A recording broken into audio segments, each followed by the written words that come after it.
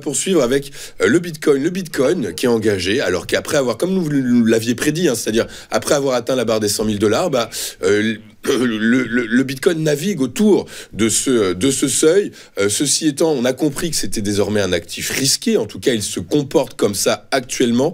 Résultat pareil dans un environnement un peu instable, à la visibilité incertaine. Est-ce que l'on doit plutôt regarder vers le bas actuellement ? Alors effectivement, le Bitcoin, il se comporte. Il n'a jamais été aussi corrélé que le Nasdaq depuis les 2 dernières années. Donc s'il a pu être corrélé avec l'or durant certaines périodes, ce n'est plus le cas aujourd'hui. Aujourd'hui, on n'arrive pas vraiment. Alors on est allé chercher les 105 000, les 108 000. On a dépassé les 100 000. Donc ça c'est acté. Mais si on regarde d'un point de vue technique, on a bien cette barre des 100 000, 105 000. On a quand même cette forte résistance. On n'arrive pas à aller au-delà. Alors bien sûr on va tester un petit peu plus haut parce que les marchés réagissent toujours comme ça, mais n'empêche ça reste une barrière quand même psychologique très importante. D'un autre côté, alors ça c'est pour la mauvaise nouvelle, c'est qu'on a visiblement du mal à franchir ce cap, mais rappelez-vous quand même que quand on était autour des 13 000, je crois que c'était l'autre seuil qu'on n'arrivait pas à franchir avant d'avoir cette poussée vers le haut du Bitcoin. Le Bitcoin a tendance à réagir comme ça, c'est-à-dire qu'on se fixe sur un niveau de prix qu'on n'arrive pas à franchir. On le travaille, et puis un jour, parce qu'il y a une annonce, parce qu'il y a quelque chose, et j'y viendrai juste après sur les annonces, ça casse, ça pète et ça part à la hausse. Et après, ce niveau, on le revoit plus. Bon, attention quand même, parce qu'il y a quand même eu dans le passé des très fortes périodes de correction. On n'est pas non plus à l'abri de ça. Heureusement, on a ce support à 93 000 qui tient bon, qui a été testé 1, 2, 3, 4, 5, 6, 7 fois, et qui tient bon. Donc pareil, là encore une fois, on navigue dans ce trading range entre 93 000 et 105 000 globalement, à ce qu'on voit sur le graphique que j'ai partagé avec vous. Qu'est-ce qui va se passer ensuite ? Ça c'est évidemment, j'ai envie de dire, il y a autant de probabilités si on veut vraiment rester mathématique qu'il y ait une cassure par le haut qu'une cassure par le bas. Maintenant, ce qui va faire la différence, ça va être les annonces potentielles qui vont venir dans les mois à venir. Et on a par exemple Fidelity, donc ce gros groupe d'investissement américain qui estime que potentiellement les États-Unis pourraient commencer à intégrer du Bitcoin. On en a beaucoup parlé de Trump, il en a beaucoup parlé dans sa campagne. Pour le moment, il n'est pas encore revenu sur ce sujet-là parce qu'il a d'autres chats à fouetter a priori. Et c'est ce que je disais la dernière fois, toute la déception que peuvent avoir les investisseurs crypto. Mais a priori, les institutionnels ne sont pas encore totalement, n'ont pas complètement mis cette possibilité de côté. Et a priori, les États-Unis pourraient créer une réserve stratégique en Bitcoin. Alors, on parle de l'achat de 200 000 Bitcoins sur l'année, si jamais ça venait à se concrétiser.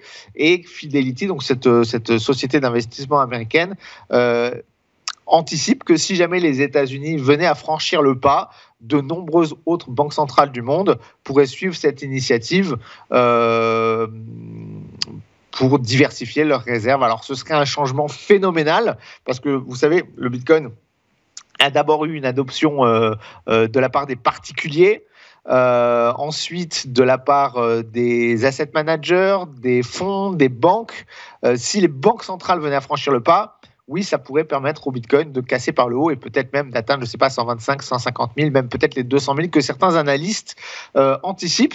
Maintenant, tout ça, pour le moment, c'est encore du conditionnel. Il va falloir voir comment ça va se concrétiser.